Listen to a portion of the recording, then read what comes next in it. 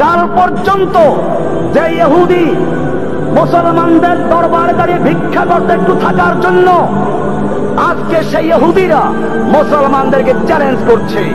আপনারা জানেন এর কারণ একটাই, মুসলিমরা তাদের সেই কোরআন থেকে সরে গিয়েছে, ওহীর বাণী থেকে সরে গিয়েছে। আল্লাহর নবী সাল্লাল্লাহু আলাইহি ওয়াসাল্লাম মসজিদে নববীতে বসে যুদ্ধের জন্য নাম নিচ্ছিলেন। এই সময় একজন সাহাবায়ে কেরাম একজনের পর একজন দাঁড়িয়ে নাম লেখাচ্ছেন। একজন মহিলা নিজের দুধের সন্তানকে এনে পেশ করছেন, ইয়া রাসূলুল্লাহ, আমার এই দুধের শিশুটিকে আপনি জিহাদের জন্য কবুল করে নিন।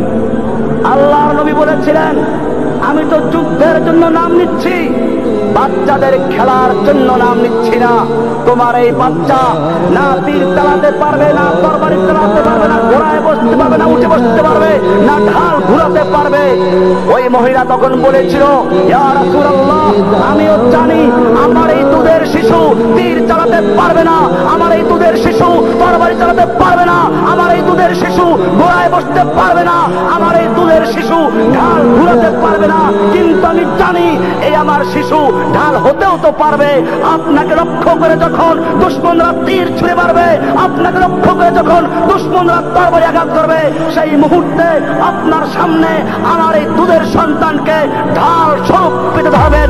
আমার সন্তান টুকরো টুকরো হবে, আপনার দেহ রক্ষা পাবে, আমি সেজন্য দান করেছি। ভাইয়েরা আমার, এই মজলিসে তখন রোমের গোয়েন্দারাও ছিল।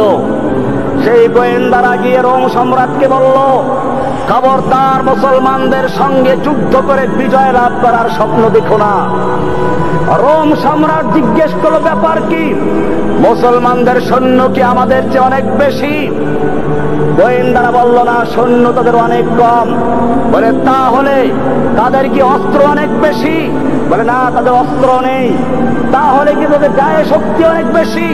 বলে, না, তারা জীর্ণ শীর্ণ শুকনো রুটি খায়। তখন রোমের সম্রাট রাগ করে বলল, কেন আমাকে ভয় দেখাচ্ছ? আমার সাহস ভেঙে দিচ্ছ।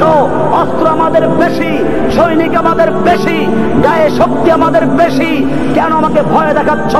রোমের গোয়েন্দারা বলেছিল, সম্রাট জাহাপনা, অস্ত্র তোমার বেশি হতে পারে, তোমার সৈন্য সংখ্যা বেশি হতে পারে, শক্তি তোমাদের গায়ে বেশি হতে পারে, কিন্তু জেনে রাখো তোমার সৈনিকদের কাছে সুন্দরী নারী আর যুবতী যত বেশি প্রিয়, আর মদের পেলা যত বেশি প্রিয়, মুহাম্মাদের সৈনিকদের কাছে আল্লাহর রাস্তায় জীবন দেওয়া তার চেয়ে বেশি প্রিয়।